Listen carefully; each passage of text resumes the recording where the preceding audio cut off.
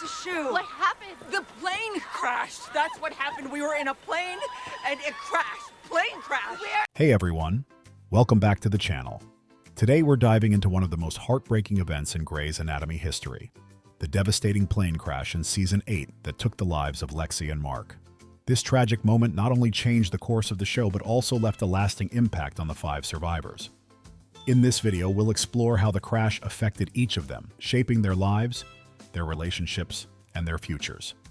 So, buckle up as we take a closer look at how this catastrophe altered the lives of our beloved characters forever. Don't forget to like and subscribe for more Grey's Anatomy deep dives. Starting off at number 5, we have Mark Sloan. Mark Sloan was part of the plane crash survivors. He made it back to Seattle Grace Hospital where everything got more complicated. Following Lexi's death, Cristina realized that Mark's injuries were not visible, as he had a cardiac tamponade, which is fluid surrounding the heart. Cristina instructed Meredith on how to drain his pericardial sac in order to relieve pressure and buy some time, which allowed him to make it back to the hospital with the rest of the team. However, his condition worsened and he fell into a coma, and after 30 days he was taken off of life support with Derek and Callie by his side.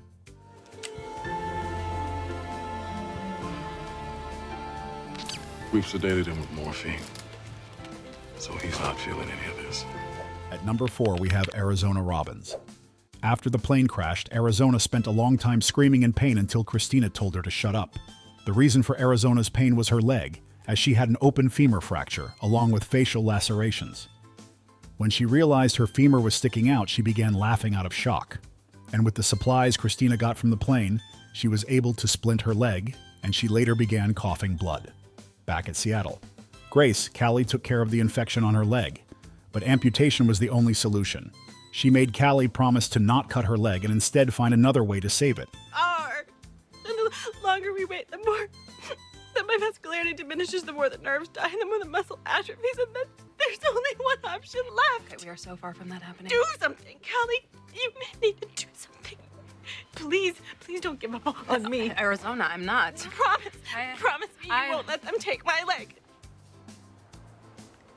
I promise. I do, I promise, okay? I promise you. But when she started crashing because of the infection, Alex Karev was ordered by Callie to cut her leg. Arizona became depressed after that, and her relationship with Callie started to deteriorate, as she blamed her for the amputation. She's in septic shock. Shut up. Do you have compressors? I've got her on pressors, triple antibiotics. I've got her on aggressive IV fluids. Did you give her supplemental oxygen? I intubated her. She's crashing. Did you start her on hydrocortisone? Yeah. Do you have compressors? Yes, I told you, yes. Look, she's still deteriorating. She's dying. It's the leg. It's the leg.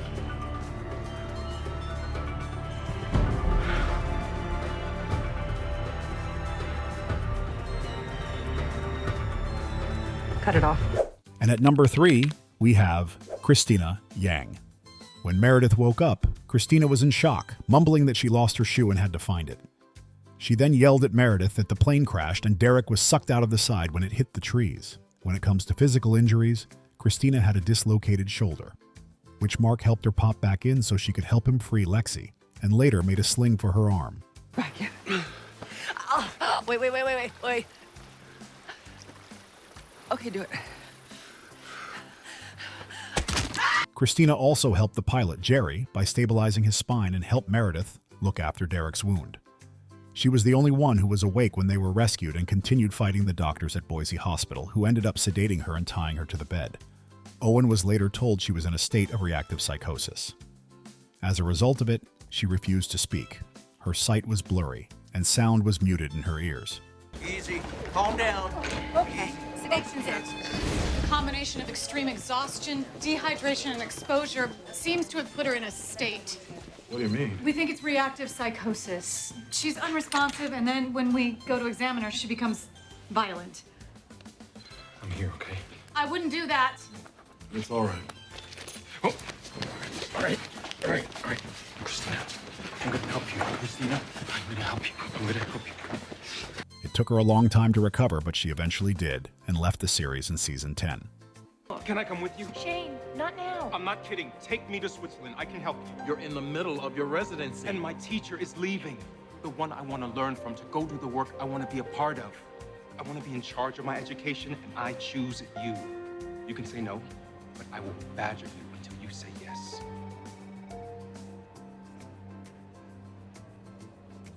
At number 2, we have Derek Shepard. In another part of the forest, Derek woke up and found himself unable to move his right hand as it was stuck in a large piece of metal. In order to break free and look for the rest of the team, he took a stone and smashed his right hand. Although that allowed him to get up, it also resulted in broken bones and nerve damage. When he finally reunited with Meredith and Cristina, the former attended his wound and used a safety pin to close the incision left by the piece of metal.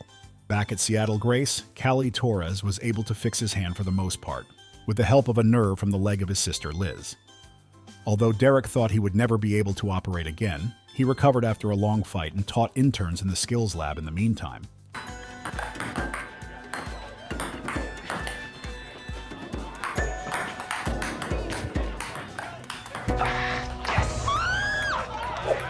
Finally, at number 1, we have Meredith Grey.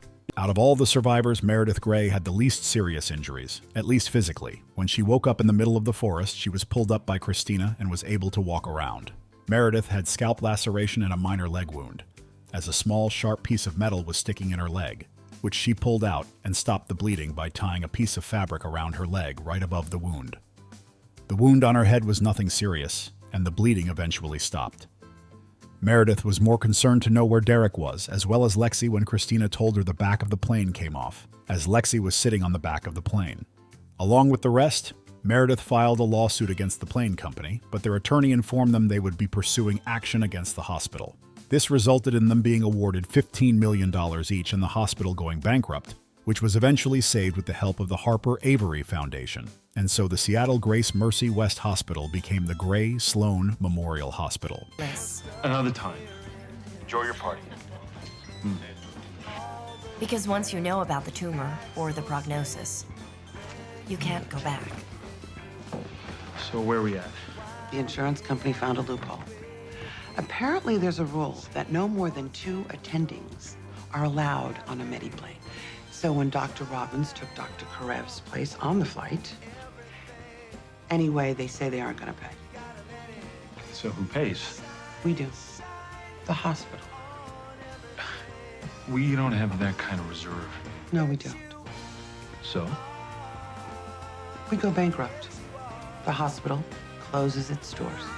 The aftermath of the plane crash showed just how deeply trauma can shape the lives of those who survive it. Each of the survivors faced unimaginable challenges that tested their strength and altered their futures.